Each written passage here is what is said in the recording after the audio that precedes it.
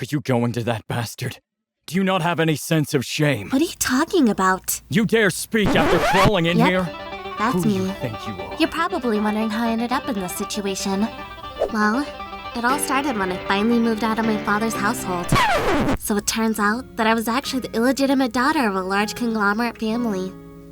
But my elder half-brothers decided to make life miserable for me. Obviously, I moved out the moment I could. You'd think I'd be able to start living my life, but after playing through this addictive dating simulator game, I passed out. Only to wake up and find out that I'm now in the body of Penelope Eckhart. Why is that bad, you ask? Penelope is the villainess of this game. Not only that, but she has way too many death endings. What makes this whole thing worse is how she has two older brothers who don't even like her. In fact, no one in this blasted household likes her. Great. I traded two crappy brothers for another set of equally crappy brothers. I can't even select my own dialogue options. Why is this game so hard?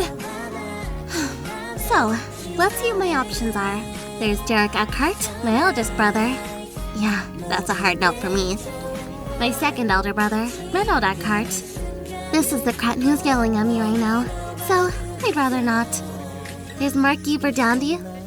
I don't know him, and I don't like him. Crown Prince Callista Regulus. Are you kidding? This is the man who kills me the most! There's only one option left. Eccles. He's currently a slave, so we'll just buy him and make him my knight. I have to survive this game. You were planning to make another Seriously? wish while watching Piss the off, fireworks, Reynold. weren't you? Wishing Yvonne wouldn't come back to this household. What?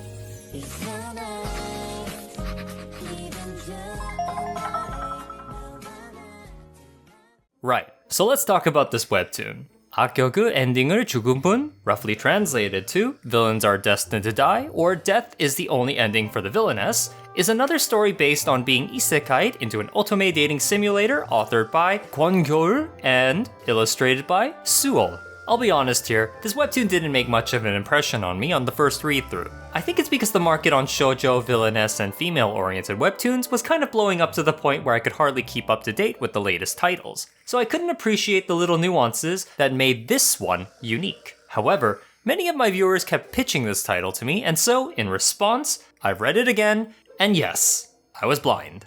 This webtoon is really good. Now, that's not to say it's doing anything new or creative with the villainess subgenre, but I do believe that this webtoon's strongest feature is with individual character development and having those characters resonate with its audience.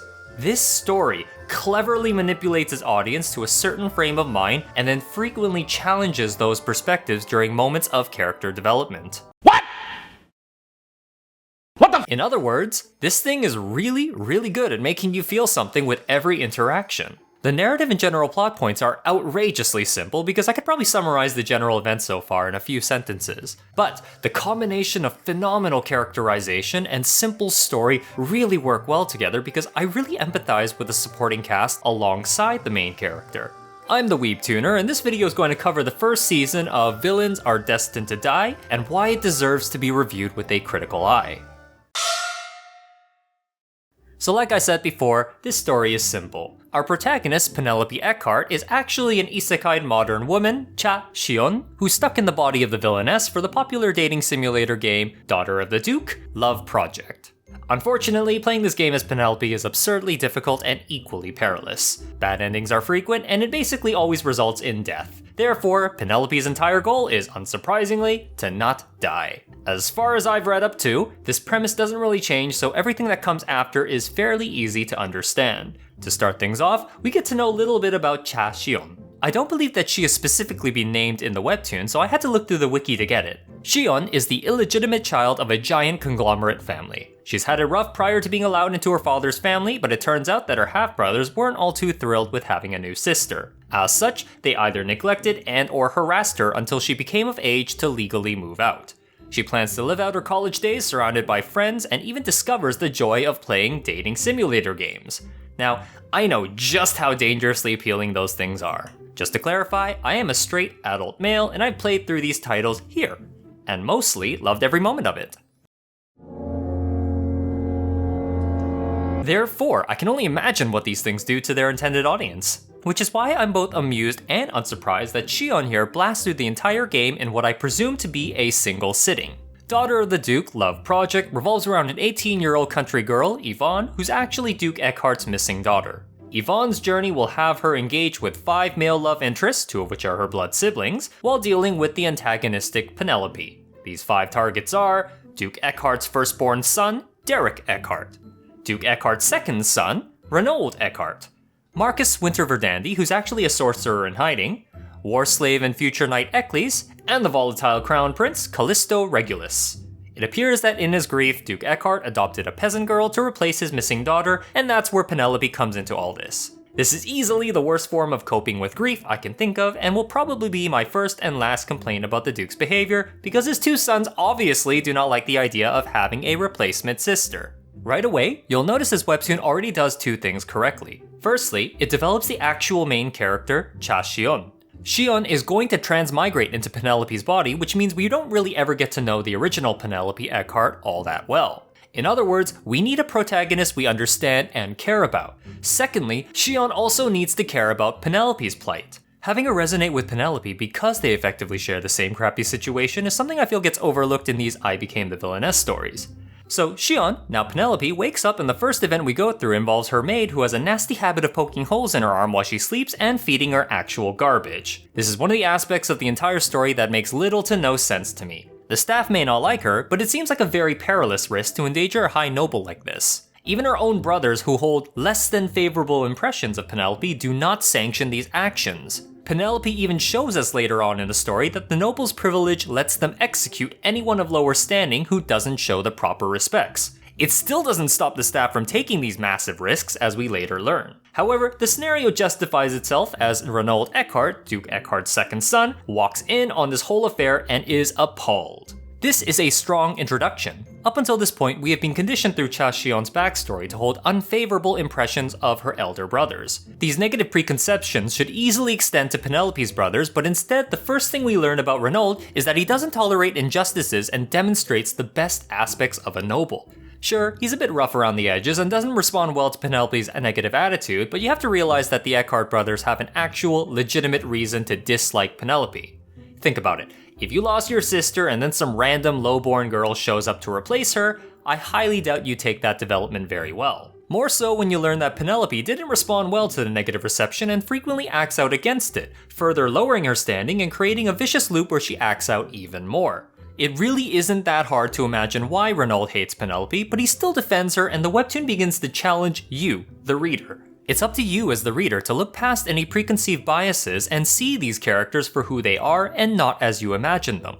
Penelope is then summoned to Duke Eckhart and he seems rather taken aback by how his adoptive daughter is now reflecting on her behavior. Putting aside the fact that Si-Yeon isn't responsible for any of this, she still apologizes and this one act starts to repair the relationships between them. And not a moment too soon because we are officially introduced to Derek Eckhart, the firstborn son, next. It seems Derek takes after his father because the deferential behavior exhibited by Penelope seems to be what begins their relationship. Being on bad terms with the entire household staff never bodes well for anyone, so she decides to keep her wayward maid around and give her a second chance to do her job properly. This understandably baffles Reynold, as she is technically undermining his goodwill, thereby lowering her relationship progress with him.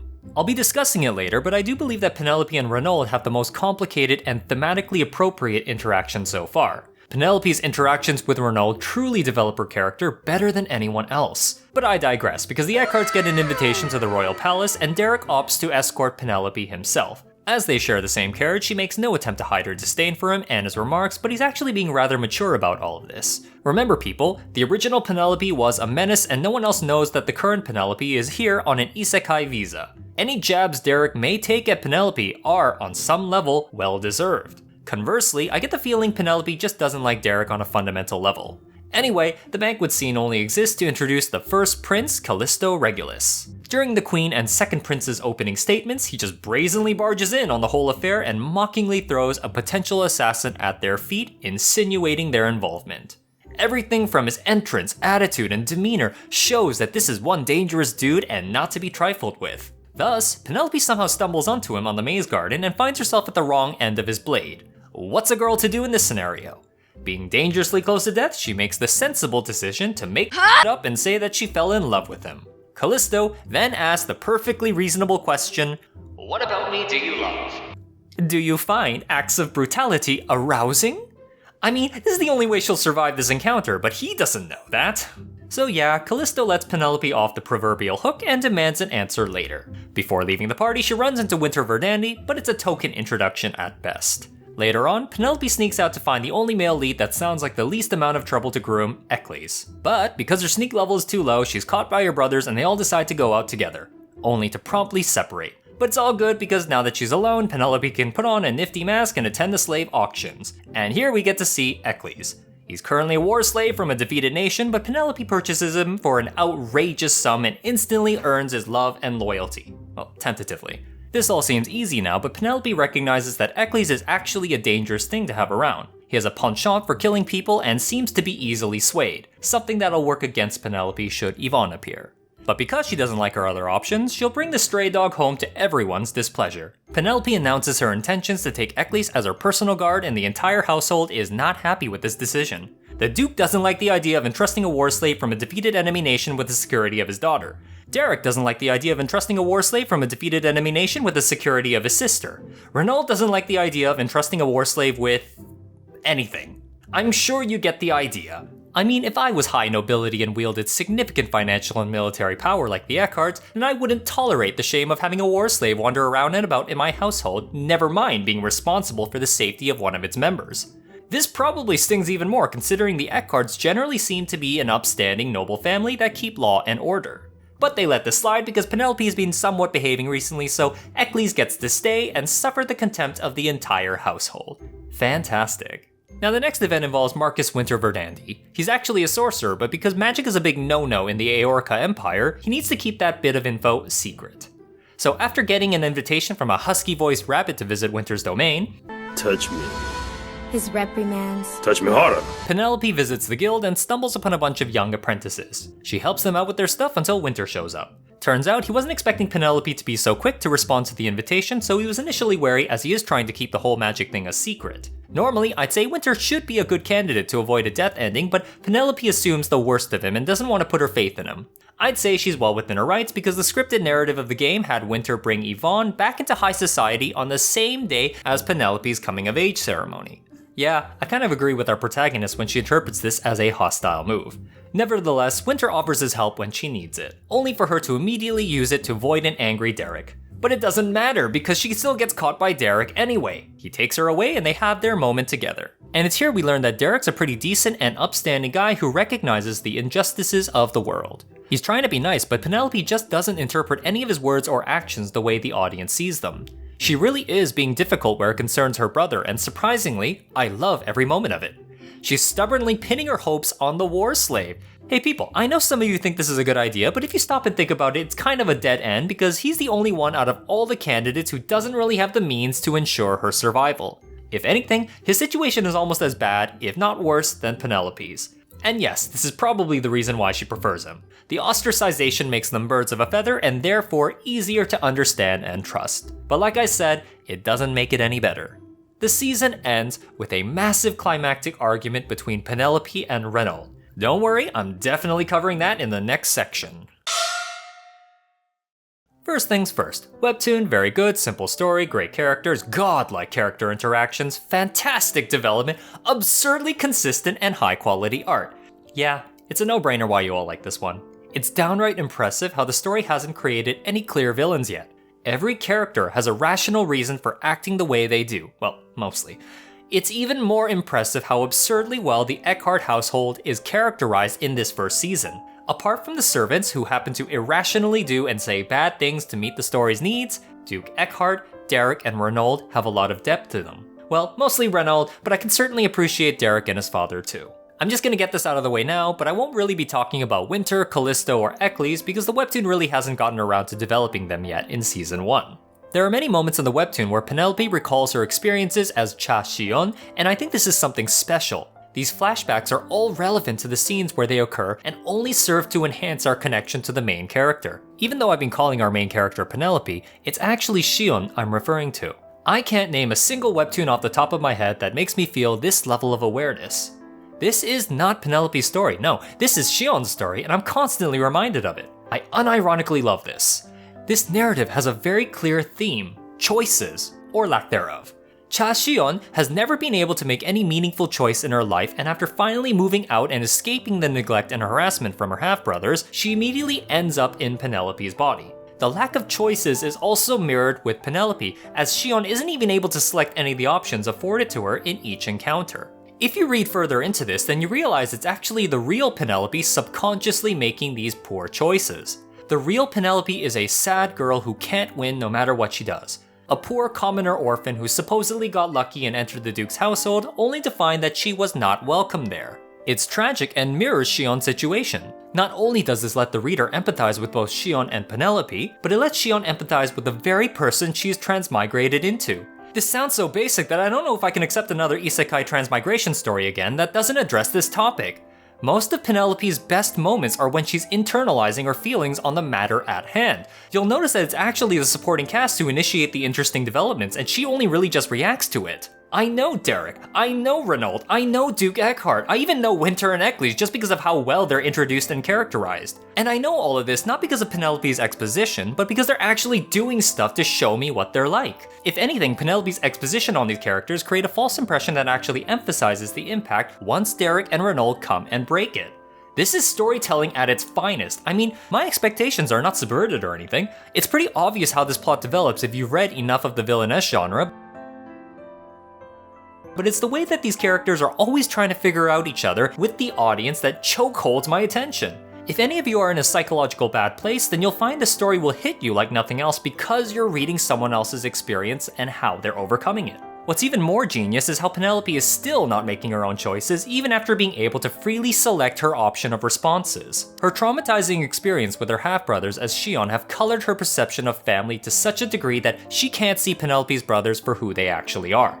This is most noticeable when their relationship percentages increase or decrease. I don't even once get the feeling Si-Yeon ever understands why these numbers change. Go back and read the early chapters again after learning about these supporting characters, and you'll see that it's not too hard to figure something out assuming that you've had a relatively good family experience yourself. This is perhaps most apparent during the season's climactic argument between Penelope and Reynold. She earns the right to enter Yvonne's room after demonstrating better behavior, but Reynold finds the whole situation distasteful. We immediately learn that he especially hates Penelope for praying that Yvonne, his own blood sister, would never return. And he discovered her doing this during the time when Yvonne disappeared.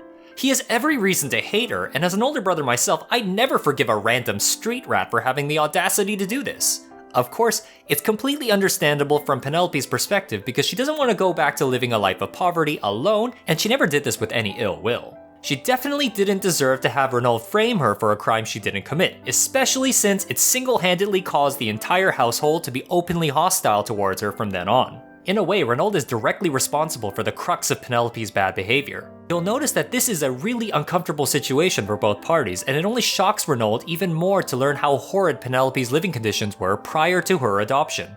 As a high noble, it's completely understandable why he's ignorant to the tragedies of poverty, but the webtoon doesn't actively paint Reynold out to be a bad guy. It's somewhat ironic how Penelope berates Reynold for being ignorant to her circumstances when she kinda glosses over Reynold's anger and remorse. This is likely because Si-Yeon and Penelope do not understand nor place any weight on family ties, which is how she uncompromisingly walks away from the whole argument with virtually no development, while Reynold stands there and internalizes the whole affair with a brand new perspective. The build-up, the execution, and the raw power of this one scene just blows my mind because it's so perfect. 10 out of 10. I see two flawed characters conflict with each other in a very morally gray area on so many levels. This is drama! I kinda hate how I overlooked this on the first read-through because this is going into my personal Hall of Fame. As of the time of writing this script, I'm 62 chapters into the webtoon, which means I'm a fair bit into the second season. And I have to say that season 2 has yet to offer anything as amazing because Eccles, Winter, and Regulus are just not as masterfully written so far. I have a general idea of what happens next, but only time will tell if we get another huge climactic moment. Thank you for watching this video to the end. If you like the content, then please consider liking and or subscribing to the channel. I'll not create another video on this webtoon until season 2 is fully complete and it delivers something truly special. If it doesn't, then I won't hide my disappointment if I can even work up the motivation to review it. Either way, that's all I have to say for now. Weebtooner signing off.